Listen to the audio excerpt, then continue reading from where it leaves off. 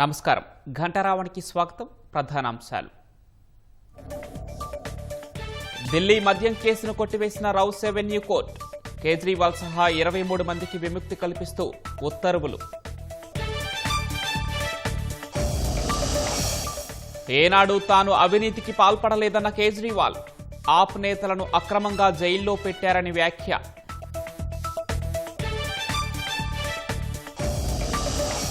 YCP నేత కాకాని గోవర్ధన్ రెడ్డిని విచారిస్తున్న పోలీసులు బాలిక మృతిపై నిరాధార ఆరోపణల కేసులో ప్రశ్నలు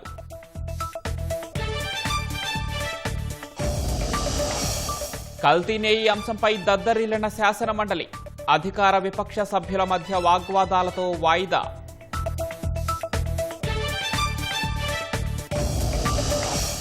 త్వరలో మనమిత్ర 2.0 ప్రారంభిస్తామన్న లోకేష్ వాట్సాప్ గవర్నెన్స్ సేవలను మరింత మెరుగుపరుస్తామని వెల్లడి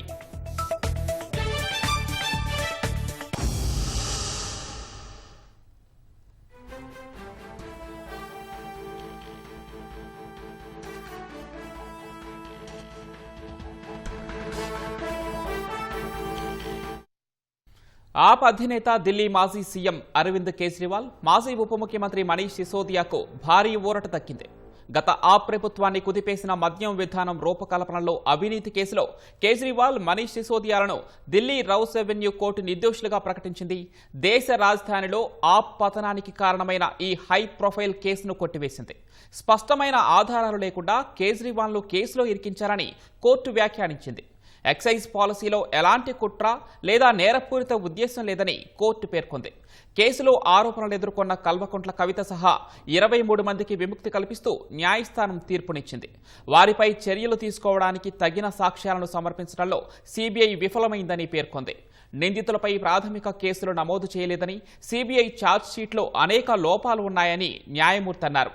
ఏ సాక్షి వాంగ్మూలంతోనూ ఛార్జ్షీట్లోని అభియోగాలు సరిపోవడం లేదని పేర్కొన్నారు.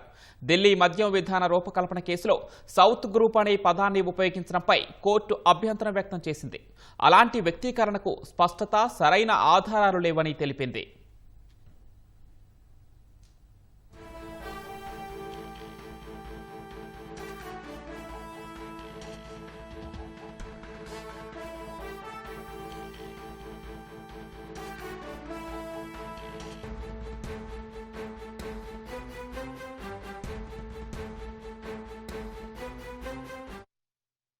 లిక్కర్ పాలసీ కేసులో న్యాయస్థానం తీర్పును విన్నాక ఆప్ అధినేత కేజ్రీవాల్ తీవ్ర భావోద్వేగానికి గురయ్యారు. సత్యమే ఎప్పటికైనా గెలుస్తుందని, దేవుడు తమ వెంటే ఉన్నాడంటూ కన్నీరు పెట్టారు. బీజేపీకి నిజంగా అధికారం కావాలంటే తనను జైలులో పెట్టడానికి బదులుగా ప్రజల విశ్వాసాన్ని గెలుచుకోవాలని అన్నారు. సీఎం, డిప్యూటీ సీఎం సహా 5 ఆప్ నేతలను జైలులో పెట్టారని కేజ్రీవాల్ గుర్తు చేశారు. కేజ్రీవాల్ అవినీతిపరుడు కాదని, అవినీతికి వ్యతిరేకంగా పోరాడిన వాళ్ళం తామంటూ ఆవేదన వ్యక్తం చేశారు కేజ్రీవాల్. ప్రధాని మోదీ కేవలం విపక్షాలపైనే దృష్టి పెట్టారని, ప్రజల సమస్యలను మాత్రం పట్టించుకోరని పేర్కొన్నారు. पिछले कुछ सालों से जिस तरह से शराब घोटाला कर रही थी और हमारे ऊपर आरोप लगा रही थी, आज कोर्ट ने सारे आरोप खारिज कर दिए और जितने भी एक्यूज्ड थे सबको डिस्चार्ज कर दिया. हम हमेशा कहते थे सत्य की जीत होती है. हमें भारतीय न्याय प्रणाली पे भरोसा है. मैं जज साहब का बहुत बहुत शुक्रिया अदा करता हूं जिन्होंने हमारे साथ न्याय किया. सत्य की जीत हुई. मैं हमेशा कहता था कि भगवान हमारे साथ है. मोदी जी ने और अमित शाह जी ने मिल के आजाद भारत का सबसे बड़ा राजनीतिक षड्यंत्र रचा. आम आदमी पार्टी को खत्म करने के लिए आम आदमी पार्टी के सबसे बड़े 5 नेताओं को जेल में डाल दिया गया. यहां तक कि सिटिंग चीफ मिनिस्टर, जो आज तक भारत के इतिहास में कभी नहीं हुआ, सिटिंग चीफ मिनिस्टर को उसके घर से घसीटकर जेल में डाला गया और 6 महीने तक जेल में रखा गया. हमारे उप मुख्यमंत्री मनीष सिसोदिया जी, उनको लगभग 2 साल तक जेल में रखा गया. पूरा का पूरा फर्जी केस था. हमारे ऊपर कीचड़ फेंका गया. 24 घंटे टीवी चैनलों के ऊपर डिबेट चलते थे, खबरें दिखाई जाती थी केजरीवाल भ्रष्ट है, केजरीवाल भ्रष्ट है।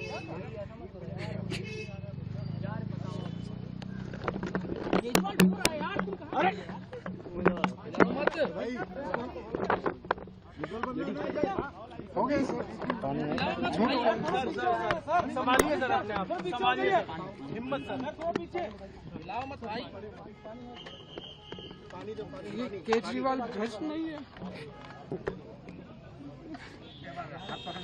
मैंने केवल अपनी जिंदगी में ईमानदारी कमाई है, इन्होंने झूठा केस लगाया और आज ये साबित हो गया। कोर्ट ने कहा है कि केजरीवाल कट्टर ईमानदार है, मनीष सिसोदिया कट्टर ईमानदार है, आम आदमी पार्टी कट्टर ईमानदार है।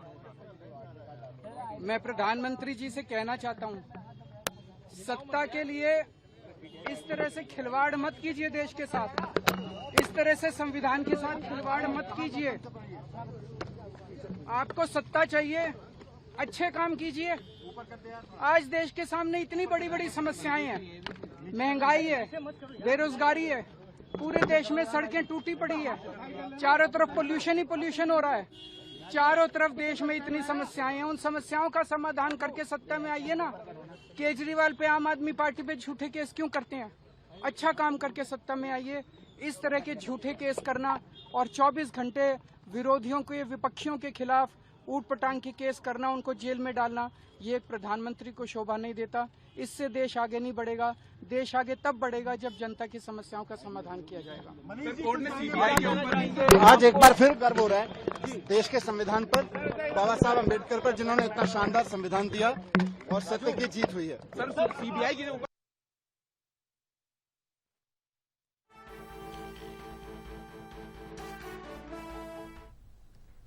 రైట్ గా ఢిల్లీ మద్యం కేసుకు సంబంధించి మరిన్ని వివరాలు మా ప్రతినిధి అరుణ్ అడిగి తెలుసుకుందాం.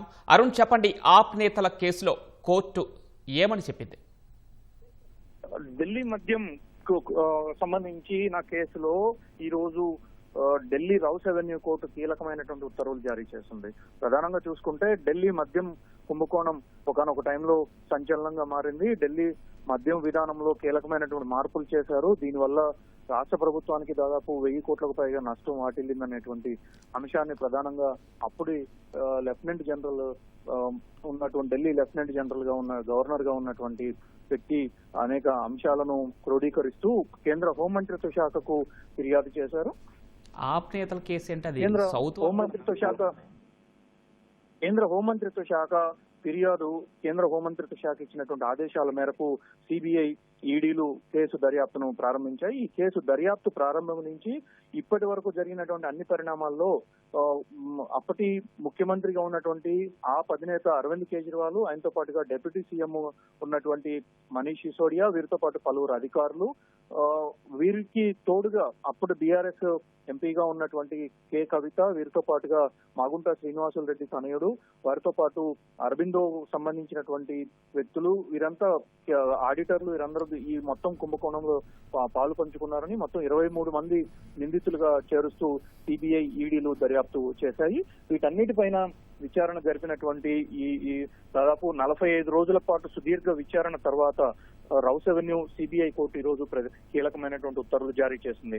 ప్రధానంగా ఉత్తర్వుల్లో పేర్కొన్నటువంటి అంశాల ప్రకారం చూసుకుంటే, కేసులో ఎక్కడ ఎలాంటి ఆధారాలు లేకుండా, ఎలాంటి సాక్ష్యాలు లేకుండా ఊహాజనితమైనటువంటి అంశాలకు తావిస్తూ కేసు దర్యాప్తు కొనసాగిందని, మొత్తం కేసు అంతా లోపభూయిష్టంగానే జరిగింది తప్ప ఎక్కడ ఆధారపూరితమైనటువంటి వ్యవహారాలతో కేసు విచారణ జరగలేదు అని చెప్పని సిబిఐ ప్రత్యేక కోర్టు న్యాయమూర్తి తన తీర్పులో స్పష్టం చేశారు.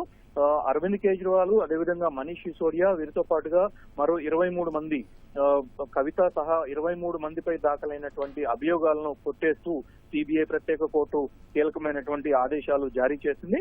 ఈ ఆదేశాల ప్రకారం మొత్తం కేసునే పూర్తి స్థాయిలో కొట్టేస్తున్నట్లుగా ఢిల్లీ హైకోర్టు ఇచ్చినటువంటి తీర్పు ప్రకారం తెలుస్తా ఉంది. దాంతో పాటుగానే ఇప్పుడు జరిగినటువంటి మొత్తం వ్యవహారంలో దాదాపు 100 కోట్ల రూపాయల చేతులు మారినట్లుగా ఆరోపించినటువంటి సిబిఐ అందుకు తగిన ఆధారాలు ఎక్కడ సమర్పించలేదని, ఆధారాలు లేకుండానే కేసు మొత్తం కేసు నమోదు నుంచి దర్యాప్తు పూర్తయి ఛార్జ్ షీట్ దాఖలు వరకు మొత్తం లోపభూయిష్టంగానే జరిగింది తప్ప ఆధారరహితమైనటువంటి కేసు గానీ ఈ కేసును పరిగణలోకి తీసుకుంటున్నట్లుగా ఎక్కడ నిందితులపైన పూర్తి స్థాయిలో పకడ్బందీగా ఆధారాలు ఎక్కడ తమకు కనిపించలేదు అని చెప్పని ఈ రోజు సిబిఐ ప్రత్యేక కోర్టు తన ఉత్తర్వుల్లో పేర్కొంటూ తుది తీర్పును వెలువరించింది. 23 మంది నిందితులపై చేసినటువంటి అభియోగాలను పూర్తి స్థాయిలో సిబిఐ కోర్టు కొట్టేయడంతో పాటుగా ఈ తీర్పుకు సంబంధించినటువంటి అంశాలన్నింటినీ క్రోడీకరిస్తూ సిబిఐ ఈడీలు నమోదు చేసినటువంటి కేసులన్నింటిలో లోపభూయిష్టంగా ఉన్నాయి కాబట్టి ఆ కేసులు నిలబడే పరిస్థితి లేకుండా ఉందని సిబిఐ కోర్టు తన తీర్పులో వెలువరించింది. రైట్ అరుణ్, ధన్యవాదాలు.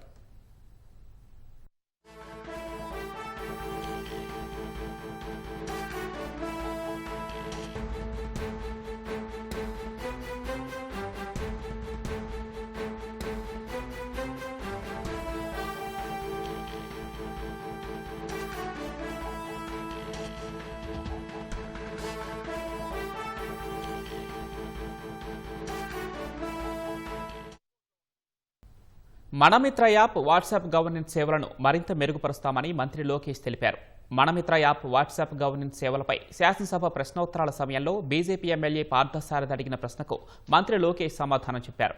వాట్సాప్ గవర్నెన్స్ కు కృత్రిమ మేధను జోడించి యూజర్ ఫ్రెండ్లీగా మార్చామన్నారు. మనమిత్ర 2.0ను కూడా ప్రారంభించాలని ఆలోచిస్తున్నట్లు లోకేష్ వెల్లడించారు. ఈ యాప్ స్లోగా ఉంది బాగా అని చాలా మంది వాడుతున్న వాళ్ళు చెప్తున్నారు అధ్యక్ష. ఒకసారి కరెంటు బిల్లు కట్టేటప్పుడు డీటెయిల్స్ టైప్ చేస్తే రెండోసారి మళ్ళీ టైప్ చేయాల్సిన పని లేదు మిగతా యాప్ల్లో. దీంట్లో మళ్ళీ టైప్ చేయాల్సి వస్తుంది, సమయం వృధా అవుతుందని చెప్తా ఉన్నారు. యూజర్ ఫ్రెండ్లీగా మరింతగా ఉండాలి. క్లిష్టంగా ఉంది యాప్ వాడడం అని గ్రామీణ ప్రాంతాల్లో ప్రజలు ఇబ్బంది పడతా ఉన్నారు అధ్యక్ష. డబ్బులు కట్టినప్పుడు వచ్చేటువంటి రెస్పాన్సులు కానీ తొందరగా స్పీడ్గా రావట్లేదు, అందువల్ల డబ్బులు కట్టాలంటే భయం వేస్తా ఉంది అని కూడా కొంతమంది చెప్తా ఉన్నారు. మనమిత్ర యాప్కు సంబంధించి ఈ మొబైల్ నెంబర్ వాట్సాప్ గురించి అవగాహన లేకపోవడం అధ్యక్ష. ప్రజలకు దీని గురించి మరింత చెప్పాల్సిన అవసరం ఉంది. 943 సర్వీసెస్ మనం ఈరోజు మనమిత్ర ద్వారా ప్రజలకి అందిస్తాం జరుగుతుంది. 9553 0009 ద్వారా ఈ సర్వీసెస్ అన్ని అందిస్తాం జరుగుతుంది అధ్యక్ష. 1,48,00,000 మంది అంటే సర్వీసెస్ మనం అందిస్తాం జరిగింది అధ్యక్ష. యూజర్ ఫ్రెండ్లీనెస్ ఇంప్రూవ్ చేయాలి, కొంచెం ఈజ్ ఆఫ్ యూజింగ్ ఉండాలని దానిపైన ఇప్పుడు ఏఐని మనం దీంట్లో ఇంటిగ్రేట్ చేసి అది కూడా అందిస్తాం జరిగింది అధ్యక్ష. గౌరవ సభ్యులు చెప్పినట్లు ఏంటంటే మేము ఎలాంటి డేటా స్టోర్ చేయం. ఈ ప్లాట్ఫామ్ వాట్సాప్ అనేది మియర్లీ ఒక హైవే. డేటా అనేది అది డిపార్ట్మెంట్ దగ్గర ఉంటుంది, లేదంటే యూజర్ దగ్గర ఉంటుంది, మేము స్టోర్ చేయం. సో ఫర్ ఎగ్జాంపుల్ గౌరవ సభ్యులు చెప్పినట్లు కరెంటు బిల్ కట్టాలంటే ఆ బిల్ నెంబర్ ఎంటర్ చేయండి అని ప్రతిసారి అడుగుతాం జరుగుతుంది అధ్యక్ష. దానికి ఎలా పరిష్కరించాలో నేను ఆలోచిస్తాను.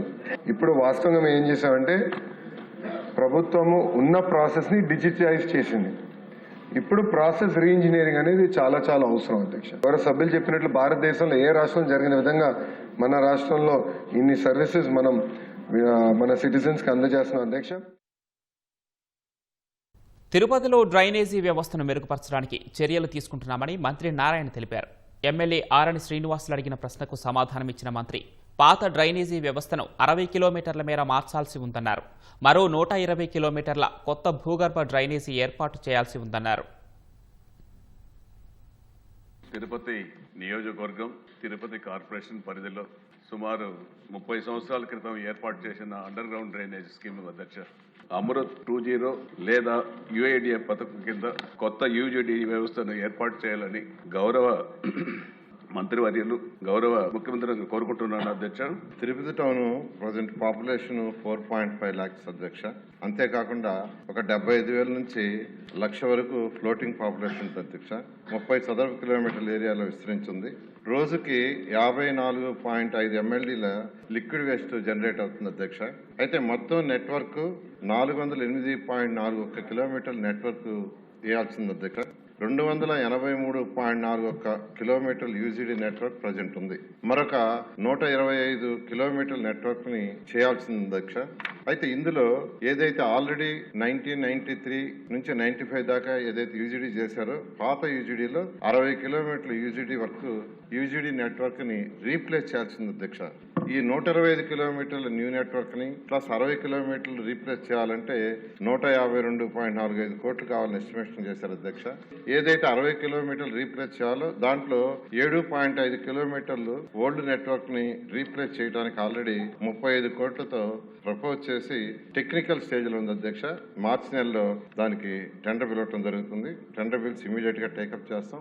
మిగతాది రీప్లేస్మెంట్ కానీ న్యూ కానీ ఫైనాన్షియల్ పరిస్థితిని బట్టి కేంద్ర ప్రభుత్వంతో కూడా సంప్రదించి దాని మీద చేయడం జరుగుతుంది అధ్యక్ష.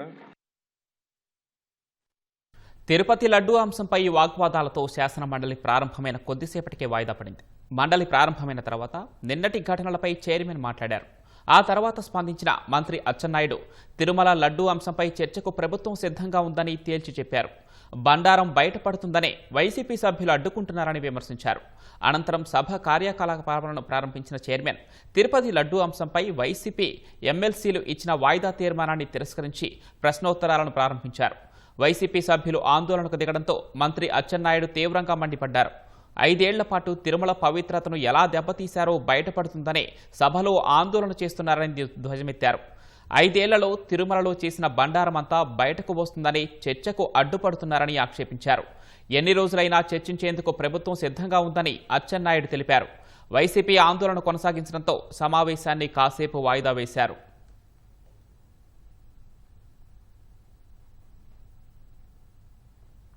ప్రారంభమైనప్పుడు క్వశ్చన్ అవర్ను డీమ్డ్ చేసిన తర్వాత కూడా అధికార పార్టీ సభ్యులు రూల్స్కి విరుద్ధంగా క్వశ్చన్ అవర్ను జరిపించాలని అడిగి లడ్డూ ప్రసాదం చర్చను అడ్డుకునే ప్రయత్నం చేయడం విచారకరం. అదే సందర్భంలో ఫైనాన్స్ మినిస్టర్ గారు నాపై కొన్ని సత్యదూరమైనటువంటి ఆరోపణలు చేయడం కూడా కరెక్ట్ కాదు. షార్ట్ డిస్కషన్ కొరకు ప్లీజ్ జరిపే సన్నాహక చర్యల్లో భాగంగా సెక్రటరీ జనరల్ ఆ సంబంధిత శాఖ ముఖ్య కార్యదర్శికి షార్ట్ డిస్కషన్ టాపిక్ పై నోట్స్ కొరకు పంపినటువంటి ప్రతిని చూపించి స్టేట్మెంట్ ఇవ్వడానికి నేను అంగీకారం తెలిపిన పత్రంగా నమ్మబలికే ప్రయత్నం చేసి సభను తప్పుదోవ పట్టించే ప్రయత్నం చేశారు. అది కూడా కరెక్ట్ కాదు. ఈ విధంగా అధికార పక్ష సభ్యులే సభలో చర్చను అడ్డుకోవటం మంచి సాంప్రదాయం కాదు. సభా గౌరవాన్ని కాపాడవలసినటువంటి ఇరు పక్షాల సభ్యులు సభ గౌరవం పెంపొందే విధంగా ఇరు పక్షాలు నడుచుకోవాలని తెలియజేసుకుంటా ఉన్నాం. చైర్మన్ గారంటే మాకు అపారమైనటువంటి గౌరవం అధ్యక్ష. నిన్న జరిగినటువంటి సంఘటన వినండి, మాట్లాడండి ప్లీజ్. నిన్న లేనివేది మాట్లాడలేదు అధ్యక్ష, ఉన్న విషయమే మాట్లాడాం. నేను ఏం జరిగింది అధ్యక్ష, ఎప్పటికైనా మీకు సంబంధించి వాళ్ళకి తిరుపతి లడ్డూ మీద చర్చించడానికి భయపడుతున్నారు, వాస్తవాలు వస్తాయని. ఎప్పటికీ మేము వెనకడం లేదు. మీరు వెంటనే అధ్యక్ష, మీరు వెంటనే బీఏసీని పిలిపించండి, బీఏసీని పిలవండి. మా సభ్యులందరూ ఉన్నారు, అందరూ తిరుపతి లడ్డూ మీద చర్చించడానికి సిద్ధంగా ఉన్నారు. మీరు బీఏసీ పిలండి. 4వ తారీఖు, ఒక రోజు సరిపోకపోతే 5వ తారీఖు, 2 రోజులు సరిపోకపోతే 6వ తారీఖు, 3 రోజులు కూడా తిరుపతి లడ్డూ మీదే చర్చిస్తే మా సభ్యులు మా అభిప్రాయాలన్నీ చెప్పడానికి సిద్ధంగా ఉన్నారు. మేము ప్రతి దానికి సిద్ధంగా ఉన్నాం. వాళ్ళు తిరుపతి లడ్డూ మీద చర్చించడానికి భయపడి పారిపోవడానికి ఈ ప్రయత్నాలన్నీ చేస్తున్నారు. ప్రభుత్వం సిద్ధంగా ఉంది అని చెప్పి మీకు తెలియజేస్తున్నాను అధ్యక్షుడు. తిరుపతి లడ్డూ ప్రసాదం అంశం గురించి చర్చించడానికి సభ్యులు ఆర్ రమేష్ యాదవ్, శ్రీ కేజీఆర్ భరత్, సిపాయి సుబ్రహ్మణ్యం ఇచ్చినటువంటి వాయిదా మనం తిరస్కరించడమైనది. వాళ్ళు మీ పక్కన చెల్లించడం ఏంటి సార్? అట్లా చైర్కి గౌరవించినట్టు, అది వాళ్ళు చైర్కి గౌరవించినట్టు, వాళ్ళు చైర్కి గౌరవించినట్ట. మీరు ఎల్ఏ మినిస్టర్ గారి గురించి అంటారు, మీరు ఎల్ఏ మినిస్టర్ గారి గురించి అన్నారు, వాళ్ళు చైర్కి గౌరవించినట్టు. మేము లడ్డూ మీద చర్చించడానికి సిద్ధంగా ఉంటే సరుకు లేక 5 సంవత్సరాలు వీళ్ళు తిరుమల పవిత్రతను ఏ విధంగా దెబ్బతీశారు, మొత్తం బండారం అంతా బయటకు వస్తుందని చెప్పి భయపడి శాసన మండలిలో చర్చకి రాకుండా అడ్డుపడుతున్నటువంటి విధానం యావత్ సమాజం చూస్తుంది అధ్యక్ష. మేము సిద్ధంగా ఉన్నాము 4వ తారీఖు, 5వ తారీఖు, 6వ తారీఖు, 7వ తారీఖు మీరు ఎన్ని రోజులు చర్చించడానికైనా మేము సిద్ధంగా ఉన్నాము. ఇంత అసమర్థ ప్రతిపక్షాన్ని నేను ఎప్పుడూ చూడలేదు. ఒక ఇష్యూని లేవనెత్తడం, ప్రభుత్వం పైన బురద జల్లడం వీళ్ళకి అలవాటు అయిపోయింది. మేము సిద్ధంగా ఉన్నామన్నా సరే ఈరోజు మళ్ళీ మీ దగ్గరకు వచ్చి ఇలాగా సభ జరగకుండా చేస్తున్నారంటే వీళ్ళకి సరుకు లేదు. వీళ్ళు చేసినటువంటి మొత్తం కార్యక్రమాలన్నీ బయటకు వస్తాయని భయపడే తప్ప లేదని చెప్పి తెలియజేస్తున్నారు.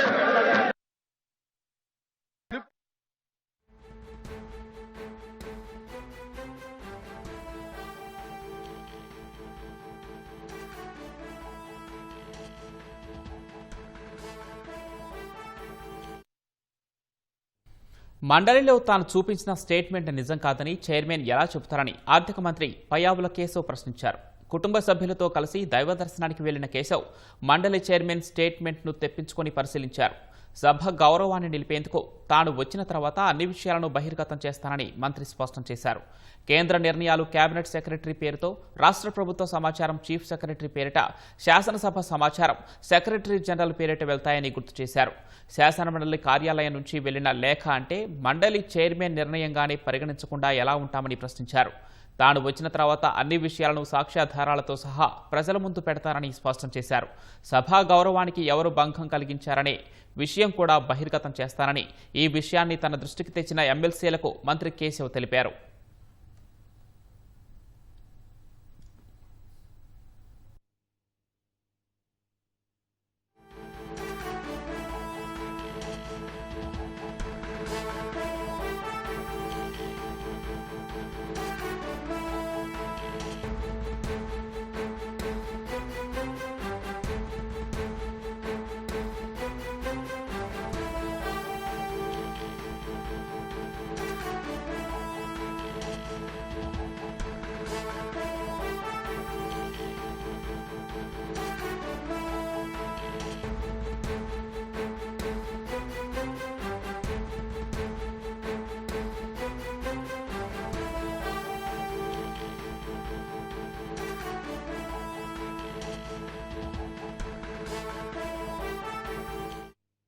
తిరుమల లడ్డూ ప్రసాదంపై శాసన మండలిలో ఇవాళ ప్రకటన ఇచ్చేందుకు ప్రభుత్వం సిద్ధమైంది. రూల్ 306 నిబంధన కింద ప్రభుత్వం ప్రకటన చేస్తుందని మంత్రి ఆనం రామనారాయణ రెడ్డి నోటీసు ఇచ్చారు. దీనికి సంబంధించి మరింత సమాచారం మా ప్రతినిధి కృష్ణ అడిగి తెలుసుకుందాం. కృష్ణ, నోటీసుకు సంబంధించి మరిన్ని వివరాలేంటి? ఏదైతే తిరుమల లడ్డు ప్రసాదం వ్యవహారంపై శాసన మండలిలో నిన్న కూడా చర్చకు రాలేదో దాన్ని ఇవాళైనా చర్చ ప్రకటన చేసేందుకు తాము సిద్ధమని చెప్పి ప్రభుత్వం స్పష్టంగా లేఖ అనేది ఇచ్చింది. ఈ మేర మంత్రి ఆనం రామనారాయణ రెడ్డి, అలాగే అచ్చెన్నాయుడు, అలాగే సత్యప్రసాద్ ఈ ముగ్గురు కూడా చైర్మన్ కలిసి లిఖితపూర్వకంగా తమ లేఖను చైర్మన్ కి ఇచ్చారు. అలాగే నిన్న చైర్మన్ ఏదైతే కొన్ని వ్యాఖ్యలు చేశారో ఇవాళ రూలింగ్ కింద సభ ప్రారంభం కాగానే ప్రభుత్వం కూడా సభను అవమానపరిచే విధంగా వ్యవహరించడం తగదంటూ కూడా కొన్ని వ్యాఖ్యలు చేశారో వాటిని తక్షణమే ఉపసంహరించుకోవాలని కూడా కోరారు. ఏదైతే రూలింగ్ ఇవ్వటం అనేది స్టేట్ ప్రభుత్వానికి ఉన్న అధికారాన్ని కూడా కాలరాసే విధంగా చైర్మన్ వ్యవహార శైలి ఉందన్నట్లుగా అటు శాసనసభ వ్యవహారాల శాఖ మంత్రి పయ్యావుల కేశవ్ అలాగే మంత్రులు కూడా తీవ్రంగా తప్పుపట్టారు. చైర్మన్ ఏకపక్షంగా వ్యవహరిస్తున్నారు, అటు వైసీపీకి అనుకూలంగా వ్యవహరిస్తున్నారనే ఆరోపణలు కూడా కూటమి ఎమ్మెల్సీ సభ్యులు కూడా చేస్తూ వస్తున్నారు. దీని దృష్ట్యా చైర్మన్ చేసిన వ్యాఖ్యలను కూడా ఇవాళ ప్రభుత్వం అలాగే మంత్రులు కూడా తీవ్రంగా పరిగణించారు. ఎట్టి పరిస్థితుల్లోనూ ఇవాళ సభలో చేసిన వ్యాఖ్యలను ఆయన ఉపసంహరించుకోవాలని చెప్పి డిమాండ్ కూడా చేయడం జరిగింది. అలాగే తాము నిన్ననే చర్చకు పట్టుబడితే వైసీపీ సభ నుంచి పారిపోయిందనే విషయాన్ని కూడా మంత్రులు స్పష్టం చేయడం జరిగింది. ఏదైతే తిరుమల శ్రీవారి లడ్డు ప్రసాదం కల్తీకి సంబంధించిన అంశాన్ని సభలో ప్రకటన ద్వారా ఇచ్చేందుకు తాము సిద్ధంగా ఉన్నామని చెప్పి కూడా అవసరమైతే ఈ చర్చలో ప్రతిపక్ష వైసీపీ కూడా పాల్గొనొచ్చుకొని కూడా ప్రభుత్వం తరఫున కూటమి సభ్యులు స్పష్టం చేస్తూ వస్తున్నారు.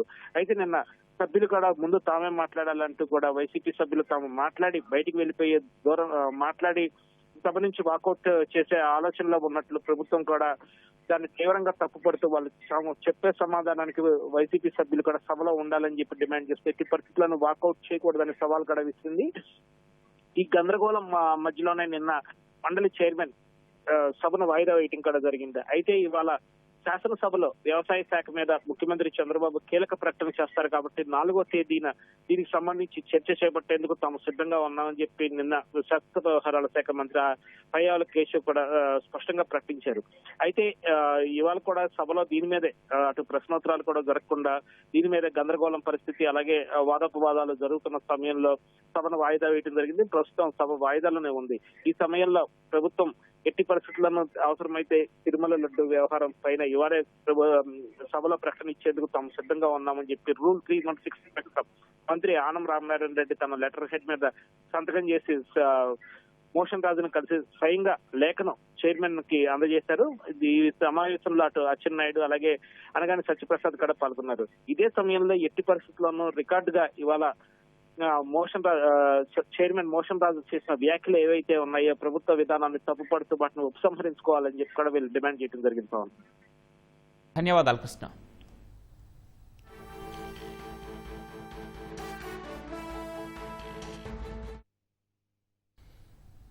కేంద్ర ప్రభుత్వం ఇచ్చిన 120 కోట్ల రూపాయల ఆప్కో నిధులను వైసీపీ ప్రభుత్వం దారి మళ్లించిందని మంత్రి సవిత ఆరోపించారు.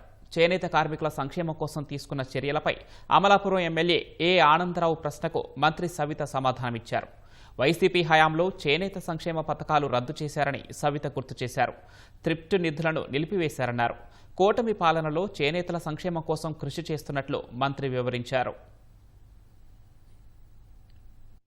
పెద్దలందరూ అడిగినట్లుగానే మనము అనేక సంక్షేమ పథకాలతో పాటు వీరికి చేనేతలకు చేదోడుగా ఉండాలని ఎన్నో కార్యక్రమాలు 14-19లో కూడా మనం ఇచ్చాము అధ్యక్ష. మరి 19-24లో అన్ని స్కీములు రద్దు చేయడం జరిగింది. గతంలో కూడా మనం 14-19లో థ్రిఫ్ట్ ఫండ్ ఇచ్చాం. మళ్ళీ కూడా ఇప్పుడు దాన్ని అమలు పరుస్తున్నామన్న విషయాన్ని కూడా మీకు తెలియజేస్తున్నాం అధ్యక్ష. సుమారుగా 93,000 మందికి మనము పెన్షన్ అందజేస్తూ మరి ఈ మొత్తంగా 791 కోట్ల రూపాయలు అందజేశామన్న విషయం కూడా మీకు తెలియజేస్తున్నాం అధ్యక్ష. సుమారుగా 1,02,000 మందికి మనం ఉచిత విద్యుత్తు అందజేస్తున్నామన్న విషయం కూడా తెలియజేస్తూ మరి పావలా వడ్డీ పథకం గురించి అడిగారు అధ్యక్ష. DCCB ఏపీసీబీఓ నుండి నగదు క్రెడిట్ పరిమితిపై ప్రాథమిక చేనేత సహకార సంఘాల నుండి వడ్డీ భారాన్ని తగ్గించడం ఈ పథకం లక్ష్యం. ప్రభుత్వం ప్రాథమిక చేనేత సహకార సంఘాలకు 9.5 మరియు ఆప్కోకు 7.5 వడ్డీ రాయితీ మంజూరు చేయడం అనే విషయం కూడా తెలియజేస్తూ అదేవిధంగా అతి తక్కువ కాలంలోనే మరి అనేక క్లస్టర్లు కూడా ఏర్పాటు చేయడం జరిగింది. చేనేత ముద్రా పథకం ద్వారా కూడా సుమారుగా 5,671 మందికి 22 కోట్ల రూపాయల రుణాలు కూడా అందజేశాం. ముడి సరుకు సరఫరా కూడా మరి 15% సబ్సిడీతో కూడా అందజేస్తున్నామన్న విషయం కూడా తెలియజేస్తూ మరి నిజంగానే చేనేత సంఘాలకు ఆప్కోకు వాళ్ళు అవసరాలు ఇచ్చిన సంఘాలకు మనం బకాయిలు అయితే ఉన్నాం అధ్యక్ష. మరి గత ప్రభుత్వం చేసిన వైఫల్యం వల్ల అంటే ఎందుకంటే అధ్యక్ష 120 కోట్ల రూపాయలు కేంద్రం నుంచి తీసుకొచ్చి మరి ఆ నిధులు ఎక్కడికి పోయినాయో తెలియదు అధ్యక్ష. మరి జగన్ అనే గద్దెతో పోయిందో మరి ఎక్కడికి పోయిందో తెలియదు. ఈరోజు చేనేతలు పడుతున్న ఇబ్బందులకు మూల కారణం ఆ 120 కోట్లు డైవర్ట్ చేయడం వల్ల ఈరోజు ఇబ్బంది పడుతుంది. ఈ తక్కువ కాలంలోనే 7 కోట్ల రూపాయల దాకా కూడా నిధులు కూడా వాళ్ళకి ఇచ్చాం అధ్యక్ష. మరికొంత కాలంలోనే ఉగాది పండుగ కూడా దగ్గరలోనే అందజేస్తామన్న విషయం కూడా తెలియజేస్తూ టెక్స్టైల్ పార్కులు కూడా కొంచెం అన్ని పరిశీలిస్తున్నాం అధ్యక్ష. ఖచ్చితంగా దీన్ని కూడా అమలు పరుస్తామన్న విషయాన్ని కూడా మీకు తెలియజేస్తున్నాం. ఇళ్ల మీదుగా ఉన్న విద్యుత్ లైన్లను తొలగించేందుకు చర్యలు చేపట్టినట్లు విద్యుత్ శాఖ మంత్రి గొట్టిపాటి రవికుమార్ తెలిపారు. విద్యుత్ నియంత్రికల పంపిణీపై గోపాలపురం ఎమ్మెల్యే మద్దిపాటి వెంకటరాజు అడిగిన ప్రశ్నకు మంత్రి సమాధానమిచ్చారు. పామాయిల్ పంటల మీదుగా హై వోల్టేజ్ లైన్లు వెళ్లటం వల్ల ప్రమాదాలు జరుగుతున్నాయని వెంకటరాజు సభ దృష్టికి తెచ్చారు. పవర్ లైన్లు ఉన్న చోట్ల కొద్ది ప్రాంతాన్ని వదిలి మొక్కలు వేసుకోవాలని రైతుల్ని కోరుతున్నామన్న మంత్రి ఇళ్ల మీదుగా ఉన్న విద్యుత్ లైన్లు మాత్రం త్వరితగతిన తొలగిస్తామని చెప్పారు. విద్యుత్ లైన్ల కింద ఇళ్లు కట్టుకునే వారికి అధికారులు అనుమతులు ఇవ్వొద్దని మంత్రి ఆదేశించారు. ఈ విద్యుత్ లైన్లు కూడా విస్తరించిన వాటిని షిఫ్ట్ చేయడానికి కూడా రైతులకి ఎడిషనల్ ఛార్జెస్ కూడా అప్లై చేస్తున్నారు అధ్యక్ష. ఆ షిఫ్టింగ్ టైంలో ఎడిషనల్ ఛార్జెస్ కనుక విద్యుత్ శాఖ వారు తగ్గించగలిగితే రైతులకు ఉపశమనం ఉంటుంది. కవర్డ్ కండక్టర్స్ కూడా వస్తే ఇంకా బాగుంటుంది అధ్యక్ష. గ్రామాలు విస్తరించడం వల్ల విద్యుత్ లైన్లు కొంచెం అడ్డుగా ఉండడం, అట్లా చాలామంది విద్యుత్ ఘాతకానికి గురై చాలామంది మరణించడం జరుగుతుంది అధ్యక్ష. గ్రామాల్లో ఉండే ట్రాన్స్ఫార్మర్లు కూడా ఇళ్ల మధ్యన ఇళ్ళకి చాలా దగ్గరగా ఉండడం, దూర ప్రాంతాలకి విద్యుత్ కనెక్షన్ లేకపోవడం, ఈ రెండు అంశాల్లో కూడా తమ ద్వారా గౌరవ మంత్రి గారికి విన్నపం తెలియజేస్తూ, ఈ ప్రభుత్వం దాదాపు 13,722 కోట్ల రూపాయలు ఖర్చు పెడుతుంది సార్ ఒక్క అగ్రికల్చర్ సంబంధించి ఉచిత విద్యుత్ సంబంధించి సార్. విద్యుత్ లైన్లు షిఫ్టింగ్ అడిగారు, అది చాలా ఖర్చుతో కూడింది. వాటి మీద ప్రత్యేక దృష్టి పెట్టి ఏం చేయాలని చూస్తున్నాం. ఎక్కడైతే పామాయిల్ పాయింట్లు ఉన్నాయో అవగాహన కల్పించి కొద్దిగా ఈ టైప్ ఆఫ్ పోల్స్ వాడమంటున్నాం సార్. మనం కట్ చేసేటప్పుడు అందరూ కూడా ఇనపై వాడటం వల్ల కొద్దిగా జాగ్రత్తలు తీసుకుపోవటం వల్ల విపరీతమైన యాక్సిడెంట్స్ జరిగి కూలీలు చనిపోతా ఉన్నారు. ఫైబర్ రీఇన్ఫోర్స్డ్ ప్లాస్టిక్ అని ఇప్పుడు వచ్చినాయి సార్. అది ఒక్కోటి 5,000 నుంచి 4,000 నుంచి 5,000 ఉంటుంది. వీటిని రైతులు కనుక రైతు కూలీలకు అందజేసి వాటి ద్వారా పని చేపిస్తే కనుక చాలా వరకు యాక్సిడెంట్స్ తెచ్చిపోతాయి. వీటిని వాడమని చెప్పి పలుసార్లు రిక్వెస్ట్ చేసినాం. మనకు పవర్ లైన్స్ ఇళ్ల మీద నుంచి వెళ్తున్నాయని చెప్పారు, వాటి మీద దృష్టి పెట్టాం. కొన్నిసార్లు మన ఫండ్స్ అవైలబిలిటీని బట్టి ఓదాని తర్వాత ఒకటి చేసుకుంటూ వెళ్తున్నాం. చాలా పెద్ద ఎత్తున ఉంది సార్. అట్లానే ట్రాన్స్ఫారాలు కొన్నిసార్లు తక్కువ హైట్లో ఉన్నాయి, వాటి వల్ల యాక్సిడెంట్స్ జరుగుతున్నాయి అంటున్నారు. వాటి కనుక సంబంధించి ఏదన్నా ప్రత్యేకం ఉంటే కనుక మా దృష్టికి తీసుకొస్తే కనుక ఇమీడియట్గా వాటిని సరిచేసి యాక్సిడెంట్స్ జరగకుండా నివారించడానికి ప్రభుత్వం చర్యలు తీసుకుంటుంది. రాష్ట్రంలో పెండింగ్లో ఉన్న ప్రాజెక్టులను త్వరితగతిన పూర్తి చేసి సాగు, తాగునీరు అందిస్తామని మంత్రి నిమ్మల రామానాయుడు తెలిపారు. ఉత్తరాంధ్ర సుజల స్రవంతి ప్రాజెక్టుపై అనకాపల్లి ఎమ్మెల్యే కొణతాల రామకృష్ణ అడిగిన ప్రశ్నకు మంత్రి నిమ్మల సమాధానం చెప్పారు. గతంలో తెలుగుదేశం అధికారంలో ఉన్నప్పుడు సుజల స్రవంతి ప్రాజెక్టు పనులు ప్రారంభించిందని, తర్వాత వచ్చిన వైసీపీ పట్టించుకోలేదని మంత్రి వెల్లడించారు. 8 లక్షల ఎకరాలకు సాగునీరు, 30 లక్షల మందికి తాగునీరు సహా స్టీల్ ప్లాంట్కు నీరివ్వటమే లక్ష్యంగా పెట్టుకున్నట్లు మంత్రి చెప్పారు. పోలవరం ఎడమ ప్రధాన కాలువ పనుల కోసం గత ప్రభుత్వం రూపాయి కూడా ఖర్చు చేయలేదని ఆగ్రహం వ్యక్తం చేశారు. ఈ ఏడాదిలో పోలవరం ఎడమ కాలువ పనులు పూర్తి చేస్తామని అసెంబ్లీలో మంత్రి ప్రకటించారు. లెఫ్ట్ మెయిన్ కెనాల్ అనేది అత్యంత కీలకం అధ్యక్ష. మరి అటువంటి పోలవరం లెఫ్ట్ మెయిన్ కెనాల్కు సంబంధించి 2014-19లో చేసినటువంటి పనులు తప్ప 2019-24 5 సంవత్సరాల్లో ఆ పోలవరం లెఫ్ట్ మెయిన్ కెనాల్కు సంబంధించి ఒక తట్ట మట్టి కానీ ఒక అర్బస్తా సిమెంట్ కానీ ఒక్క రూపాయి కూడా 5 సంవత్సరాలు ఖర్చు పెట్టలేదని అంటే ఉత్తరాంధ్రకు ఎంత ద్రోహం దగా గత ప్రభుత్వం చేసింది. 18 నెలల కాలంలోనే 1,209 కోట్ల రూపాయలు ఈవేళ పోలవరం లెఫ్ట్ మెయిన్ కెనాల్కి ఖర్చు పెట్టి 2026 జూన్కి గౌరవ ముఖ్యమంత్రి చంద్రబాబు నాయుడు గారి చేతుల మీదుగా ఉత్తరాంధ్ర అనకాపల్లి వరకు కూడా ఈ సంవత్సరంలోనే లెఫ్ట్ మెయిన్ కెనాల్ ద్వారా ఉత్తరాంధ్రకు నీళ్లు తీసుకెళ్తున్నామని అంటే ఉత్తరాంధ్ర మరి పట్ల ఈ యొక్క ప్రభుత్వం అనుకున్నటువంటి చిత్తశుద్ధికి ఒక నిదర్శనం అని చెప్పి తెలియజేసుకుంటూ, తూర్పుగోదావరి జిల్లా మండపేట మండలం ద్వారపూడి శివారు వేములపల్లిలో దారుణ ఘటన చోటు చేసుకుంది. సోదరిని ప్రేమ వివాహం చేసుకున్న వ్యక్తిని ఆమె సోదరులు హతమార్చడం తీవ్ర కలకలం రేపింది.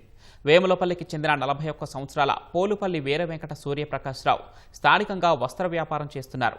మేడపాడు గ్రామానికి చెందిన ఐడవిల్లి సంధ్య రాయవరంలో డిప్యూటీ తహసీల్దార్గా పనిచేస్తున్నారు. సంధ్య, సూర్యప్రకాశ్రావు ఇద్దరూ సహచర విద్యార్థులు. కొంతకాలంగా ప్రేమించుకుంటున్నారు. వేర్వేరు కులాలు కావడంతో సంధ్య కుటుంబ సభ్యులు పెళ్లికి నిరాకరించారు. ఈ క్రమంలో నిన్న ఉదయం అన్నవరంలో సూర్యప్రకాష్, సంధ్య పెళ్లి చేసుకున్నారు. వివాహం అనంతరం సంధ్యను తీసుకుని సూర్యప్రకాశ్రావు తన ఇంటికి వెళ్లారు. పెళ్లి విషయం తెలుసుకున్న సంధ్య సోదరులు చంద్రపాల్, గిరిబాబు సూర్యప్రకాశ్రావు ఇంటికి వెళ్లి ఆయనపై దాడి చేసినట్లు స్థానికులు తెలిపారు. ఇద్దరూ కలిసి బండరాయితో ముఖంపై దాడి చేసినట్లు వివరించారు. తీవ్ర గాయాలతో సూర్యప్రకాశ్రావు అక్కడికక్కడే మృతి చెందారు. గమనించిన స్థానికులు నిందితుల్ని పట్టుకుని దేహశుద్ధి చేసి పోలీసులకు అప్పగించారు. కేసు నమోదు చేసుకున్న పోలీసులు దర్యాప్తు చేస్తున్నారు. అమ్మాయిలు ఒక అమ్మాయిలు ఇద్దరికి మ్యారేజ్ అయిపోయిందండి. అబ్బాయిని సంధ్యనే అమ్మాయి లవ్ మ్యారేజ్ చేసుకుని అన్నవరం ఊళ్ళోని ఇంటికి వచ్చారండి. ఇంటికి వచ్చేటప్పటికి వాళ్ళ తమ్ముడు వాళ్ళ అన్నయ్య వచ్చి కాళ్ళు ఇచ్చుకుని భద్రత పెట్టి చంపేశారండి. మేము వచ్చేటప్పటికి కాటగాని కూడా ఎక్కడికి వచ్చేవారు పారిపోయింది. రాత్రి 11:30-11. ఎంతమంది వచ్చారండి? ఇద్దరు వచ్చారు. అడ్డుకునే ప్రయత్నం చేయలేదండి? కొడుతుంటే అడ్డుకునే ప్రయత్నం ఎవరు చేస్తారండి? నేను లేను అక్కడ. అందరూ పడుకున్నాక వచ్చారండి. అర్ధరాత్రి సమయంలో. నెల్లూరు కార్పొరేషన్లో గత వైసీపీ హయాంలో జరిగిన అవినీతి అక్రమాలపై విచారణ ప్రారంభం కానుంది. వైసీపీ నుంచి మేయర్గా పనిచేసిన స్రవంతితో పాటు ఆమె భర్త జయవర్ధన్ భారీ అక్రమాలకు పాల్పడిన దస్త్రాలు వెలుగులోకొచ్చాయి. ఐఏఎస్ అధికారి, కమిషనర్ సంతకాలు ఫోర్జరీ చేసిన రికార్డులు బయటకు తీశారు. కోట్ల రూపాయలు కుంభకోణం చేసినట్లు ఆరోపణలపై ఉన్నత స్థాయి అధికారులు విచారణకు రానున్నారు.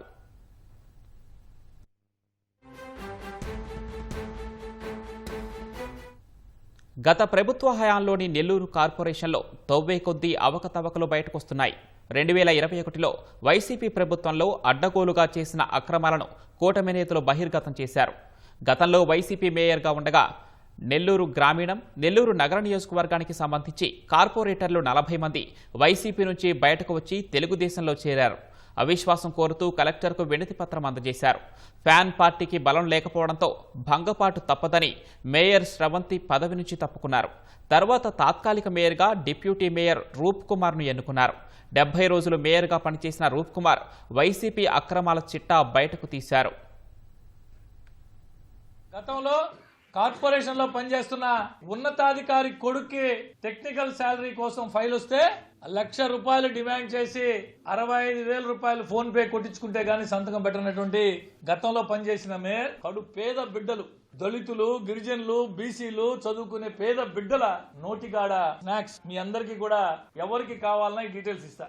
ఇవి ఎంత అవుతాయో మీరే పోయి కొనుక్కోండి. ₹150 లోపు అవుతున్నాయి.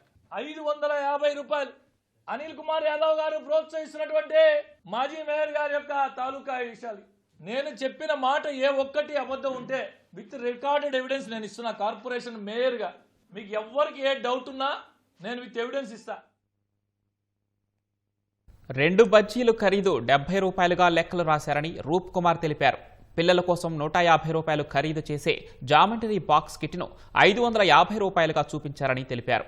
కార్పొరేషన్లో సమావేశానికి కేకులు పెట్టి ₹6 లక్షల బిల్లులు చేసుకున్నట్లు వివరించారు. కార్పొరేషన్లో సిబ్బందిని బెదిరించి దొంగ బిల్లులు చేసుకున్నట్లు సమాచారం సేకరించారు. వీటన్నిటిపై రాష్ట్ర ప్రభుత్వానికి నివేదికలు తయారు చేసి పంపించారు. దీంతో విచారణ కోసం త్వరలోనే నెల్లూరుకు కమిటీ రానుంది. మరోవైపు పదవీ కాలంలో తనకు సహకరించిన అందరికీ రూప్ కుమార్ కృతజ్ఞతలు తెలిపారు. అధికారులు బ్లాక్మెయిల్ చేయడం, మాట వినకపోతే ఆఫీసులో నిర్బంధించి దాడి చేయడం, మాటకు ముందు మా గిరిజన బిడ్డ 3.5 సంవత్సరం పాటు తన నియోజకవర్గంలోకి అడుగు కూడా పెట్టిన పాపం ఆ గిరిజన బిడ్డని ఈరోజు అపారమైన ప్రేమ వచ్చింది. ఈ 70 రోజుల పాటు చేసే మంచిని ప్రజల్లోకి తీసుకెళ్తూ అన్ని రకాల సహకరించిన అందరు జర్నలిస్ట్ సోదరులు ధన్యవాదాలు తెలుపుతున్నారు. అటు ఫోర్జరీ సంతకాల కేసులో ఇప్పటికే మాజీ మేయర్ భర్త జయవర్ధన్ జైలుకు వెళ్లి బయటకు వచ్చాడు. మళ్లీ విచారణ కొనసాగితే మాజీ మేయర్ శ్రవంతి, జయవర్ధన్పై మరికొన్ని కేసులు నమోదయ్యే అవకాశం ఉంది. విజయవాడ కొత్త బస్టాండ్ నుంచి స్క్రూ బ్రిడ్జి వరకు ఫ్లైఓవర్ రానుందని ఎంపీ కేశినేని శివనాథ్ తెలిపారు. బెంజ్ సర్కిల్ లారీ ఓనర్స్ కళ్యాణ మండపం ఏరియాలో ఎంపీ కేశినేని శివనాథ్, ఎమ్మెల్యే గద్దె రామ్మోహన్ రావు పర్యటించారు. ప్రజా సమస్యలను అడిగి తెలుసుకున్నారు. కృష్ణలంక వాసులకు ఈ హైవే ఎంతగానో ఉపయోగపడుతుందని ఎంపీ వెల్లడించారు. అభివృద్ధి పనులు చేస్తుంటే సిపిఐ, సిపిఎం నాయకులు ఎందుకు ధర్నాలు చేస్తున్నారో అర్థం కావడం లేదని మండిపడ్డారు.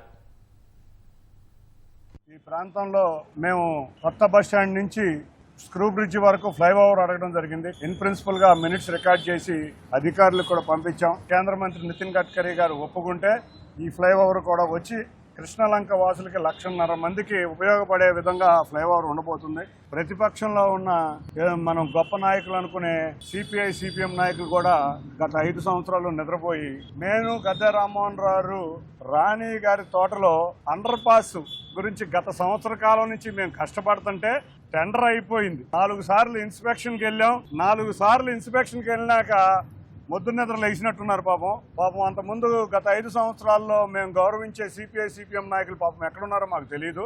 ఈ సంవత్సరన్నర కాలంలో చూస్తే ఉద్యమాల బాట. ఎందుకు మేము తెచ్చేవాళ్ళం మేము ఉన్నాం, ఇచ్చేవాళ్ళం మేము ఉన్నాం. ఏకొండూరులో 18 గ్రామాలకి మంచినీళ్లు రేపు మార్చి 15న మేము ట్యాంకులు రెడీ చేసి వాటర్ ఇవ్వబోతున్నాం. మార్చి 15కి రాగానే అధికారంలోకి రాగానే కిడ్నీ బాధితుల సమస్య మొదటి సమస్య అనుకుని మేము ప్రారంభించి పనులు పరిగెత్తిచ్చాం. ఆ డిపిఆర్ కూడా తయారు చేయడానికి కూడా ఒప్పుకోని కౌన్సిల్ ఇక్కడ ఉంటాం. ఈ విజయవాడ నగరానికి పట్టిన దౌర్భాగ్యంగా నేను ఫీల్ అవుతున్నా. ఇంకొక 10 రోజుల్లో ఆ దుస్థితి నుంచి మన విజయవాడ నగరం తేరుకోబోతుంది. కమ్యూనిస్టులు, సిపిఐ, సిపిఎం వాళ్ళకు కూడా ఒకటే కోరుతున్నా, కన్స్ట్రక్టివ్ క్రిటిసిజం చేయండి, మేము ఎవ్వరం కాదంటలా. బెంజ్ సర్కిల్ అనేది విజయవాడ నగరానికి ప్రధానమైన కూడలి. 70 సంవత్సరాల నుంచి కూడా బెంజ్ సర్కిల్ అంటే ఒక ప్రసిద్ధమైన ప్రాంతం. ఈ ప్రాంతంలో నిత్యం ట్రాఫిక్ వల్ల అనేక మంది ఇబ్బందులు గురవుతున్న సందర్భంలో 2014-19లో అందమైన డబుల్ ఫ్లైఓవర్లు ఏర్పాటు చేయడం జరిగింది. ఇంకా కూడా రోజు రోజుకు పెరుగుతున్న రద్దీకి ప్రత్యేకమైన శ్రద్ధ తీసుకుని కనకదుర్గమ్మ దగ్గర నుంచి ఫ్లైఓవర్ పెనమలూరు గోసాల దాకా వెళ్లేటట్టుగా ఫ్లైఓవర్కి నిన్నే ప్రతిపాదన జరిగింది. అందరి సౌకర్యార్థం ట్రాఫిక్ వాళ్ళు కూడా కలుపుకుని వాళ్ళ యొక్క సూచనలు కూడా తీసుకుని ఫైనల్ గా నిర్ణయించి ఈ యొక్క ప్రాంతంలో ఉన్న సమస్యని పరిష్కరించడానికి ఈ రోజున ప్రత్యేకంగా ఇక్కడ అందరూ కూడా కూడటం జరిగింది. జాతీయ సైన్స్ దినోత్సవాన్ని పురస్కరించుకుని విజయవాడ కేబిఎన్ కళాశాలలో centre for robotics research and innovation ల్యాబ్ను ప్రారంభించారు. ఈ కార్యక్రమంలో AP science city CEO Kesineni Venkateswarlu పాల్గొన్నారు. కళాశాల ఫిజిక్స్ అండ్ ఎలక్ట్రానిక్స్ విభాగం ఆధ్వర్యంలో ఈ సెంటర్ ఆఫ్ ఎక్సలెన్స్ కేంద్రం నెలకొల్పినట్లు కళాశాల ప్రిన్సిపల్ కృష్ణవేణి తెలిపారు. ప్రపంచమంతా ఇప్పుడు రోబోటిక్స్ మీద నడుస్తోందని, విద్యార్థులకు ఆ దిశగా శిక్షణనిచ్చేందుకు ల్యాబ్ ఏర్పాటు చేశామని తెలిపారు. Robotic centre of excellence labs కూడా ఇనాగరేట్ చేయడం జరిగింది. ఈ కాలేజ్ యాజమాన్యం కాలేజీ వారు నిర్వహించేటువంటి అన్ని ల్యాబ్స్ కూడాను విజిట్ చేశాను 1-to-1. చాలా చక్కగా ఎప్పుడో 90s ఉన్నటువంటి మిస్ అయినటువంటి వస్తువుల దగ్గర నుంచి యాజ్ ఆఫ్ నౌ జనరేషన్లో ఏ అవసరమైతే వస్తువులు ఉన్నాయో అవన్నీ కూడా ప్రతి ఒక్క ల్యాబ్ను కూడా చాలా చక్కగా మెయింటైన్ చేయడం జరుగుతుంది.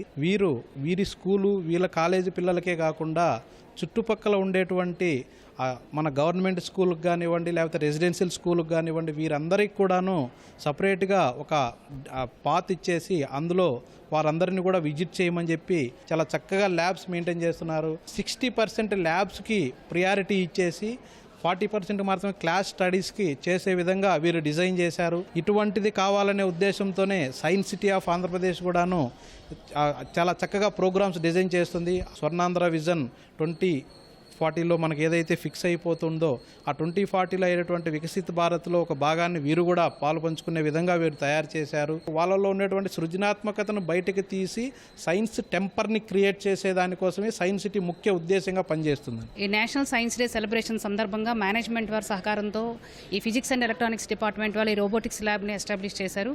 ఇప్పుడు అంతా ప్రపంచం అంతా కూడా ఈ రోబోటిక్స్ మీద నడుస్తుంది. ఈ ల్యాబ్ ఎస్టాబ్లిష్ చేయడానికి గల ముఖ్య ఉద్దేశం ఏంటి అంటే హ్యూమనాయిడ్ రోబోని ఎలా తయారు చేయాలి, దాన్ని ఎన్ని పర్పసెస్ కింద వాడుకోవచ్చు అంటే ఒక టీచింగ్ పర్పస్ కింద వాడుకోవచ్చు, లేదా ఇప్పుడు మనం చూస్తున్న రోబో హాస్టల్స్ అని, రోబో హాస్పిటల్స్ అని వస్తున్నాయి, లేదా రోబో హోటల్స్ వస్తున్నాయి. సో వీటన్నిటికీ కూడా రోబో అవసరం చాలా ఉంది. సో మా సెంటర్ ఆఫ్ ఎక్సలెన్స్ ద్వారా స్టూడెంట్స్కి దాని మీద ట్రైనింగ్ ఇప్పించి ఎలా ప్రిపేర్ చేయాలి, ఒక రోబోని ఎలా మ్యానుఫ్యాక్చరింగ్ చేయాలి అనే దాని మీద మేము ట్రైనింగ్ ఇప్పించిన తర్వాత స్టూడెంట్స్ ఏంటంటే వాళ్ళంతా వాళ్ళు సొంతంగా ఒక రోబోని మ్యానుఫ్యాక్చరింగ్ చేసి సేల్ చేసుకుంటారు. ఒక ఎంటర్ప్రెన్యూర్గా రోబోటిక్స్లో స్టూడెంట్ని తయారు చేయడం అనేది మా ముఖ్య ఉద్దేశం. సిబిఐ కోర్టు ఆదేశాలతో అయేషా మీరా అవశేషాలను అధికారులు ఆమె తల్లిదండ్రులకు అప్పగించారు. నేడు తెనాలలో అవశేషాలను ఖననం చేసే విధంగా ఏర్పాట్లు చేశారు. కోర్టు ప్రాంగణం నుంచి ర్యాలీగా బయలుదేరిన అయేషా తల్లిదండ్రులు ప్రజా సంఘాల నేతలను పోలీసులు అడ్డుకున్నారు. ర్యాలీకి అనుమతి లేదని, నేరుగా తెనాలి తీసుకువెళ్లాలని విజ్ఞప్తి చేశారు. తన బిడ్డను అన్యాయంగా చంపేశారని అయేషా తల్లిదండ్రులు ఆవేదన వ్యక్తం చేశారు. 19 ఏళ్లు పోరాడినా న్యాయం జరగలేదని కన్నీటి పర్యంతమయ్యారు. ఇది ఎక్కడ న్యాయం అండి? సిబిఐ కోర్టు కూడా చేతులు ఎత్తేసి ఆధారాలు లేవని, ఆధారాలు లేవంటుంది. ఆధారాలు లేవు, మేము కేసు క్లోజ్ చేస్తున్నా అంటే మేము క్లోజ్ చేయమని చెప్పలేదండి. వాళ్ళందరికీ వాళ్ళే క్లోజ్ చేసుకున్నారు. పాప పార్ట్స్ అన్నీ కూడా తీసుకెళ్ళి 2019 డిసెంబర్ 14 తీసుకెళ్లారండి. ఈనాడు 2026 ఫిబ్రవరి 14 అది మేము ఫైట్ చేస్తే మాకు ఇప్పుడు అందిస్తున్నారండి. బాధితులకు న్యాయం చేయకపోగా అన్యాయం చేయటం జరిగిందండి. మా పాప కేసులు ఎవరైతే నేరస్తులు ఉన్నారో వాళ్ళందరూ ఎవరో కూడా తెలుసు. మరి వాళ్ళందరిని ఎందుకు అరెస్ట్ చేయటం లేదు? అందుకే మేము ఈనాడు ముఖ్యమంత్రి గారిని కోరుకుంటున్నాం, హైకోర్టు సిట్టింగ్ జడ్జిని వేసి జ్యుడిషియల్ ఎంక్వైరీ చేయమని చెబుతాం. సిబిఐ వాళ్ళు చేత కాలేదు. ఆయిషా మీరా కేసు మేము చేయలేము, మేము చాలా వాటికి లొంగిపోయామని చెప్పున్నట్టయితే బాగుండేది. ఆధారాలు లేవని ఒక చిన్న మాట చాలా జోవెల్గా చెప్పారండి, కానీ ఆధారాలన్నీ ఉన్నాయి. రాత్రి 11 దగ్గర నుంచి తెల్లవారుజామున 5 వరకు పద్మా లేడీస్ హాస్టల్ ఇబ్రాహీంపట్నంలో ఏం జరిగిందో నిగ్గు తేల్చాలి. దానికోసమే మా పోరాటం. ఏమండి, వాళ్ళు సిబిఐ కోర్టు వాళ్ళు ఆయిషా మీరా కేసు కొట్టేశాము, ఆయిషా మీరా కేసు సమసిపోయింది అనుకున్నారు. పేరెంట్స్గా మేము ఏనాడు న్యాయం కోసం నా పాపని మళ్ళీ ఎవరు కూడా తిరిగి తెచ్చి ఇవ్వలేరు నాకు, కానీ న్యాయం కోసమే పోరాడుతున్నాం. ఇంకో పాపకి ఇలా జరగకూడదు. సమాజంలో శాంతి వర్ధిల్లాలి, అందరి పాపలు చల్లగా ఉండాలి. కడప జిల్లా రాజంపేట మండలం బోయినపల్లిలోని కడప చెన్నై ప్రధాన రహదారిపై ఆటోను లారీ ఢీకొట్టింది. ప్రమాదంలో ఆటో డ్రైవర్ తలపై నుంచి లారీ వెళ్లడంతో అక్కడికక్కడే మృతి చెందాడు. మృతుడు రేణింతలకు చెందిన వ్యక్తిగా గుర్తించారు. తన తల్లిని తిరుపతి బస్ ఎక్కించి తిరిగి గ్రామానికి వెళుతున్న క్రమంలో ఈ ప్రమాదం జరిగింది. ఎన్టీఆర్ జిల్లా కంచికచెర్లలో అర్ధరాత్రి సమయంలో ఓ ద్విచక్ర వాహనం దగ్ధమైంది. జొజ్జూరు రహదారిపై కాలుతున్న వాహనాన్ని గమనించిన స్థానికులు అగ్నిమాపక సిబ్బందికి సమాచారం ఇచ్చారు. వారు మంటల్ని అదుపులోకి తెచ్చారు. కాలిన ద్విచక్ర వాహనంపై ఎటువంటి సమాచారం లేదని అగ్నిమాపక అధికారులు తెలిపారు.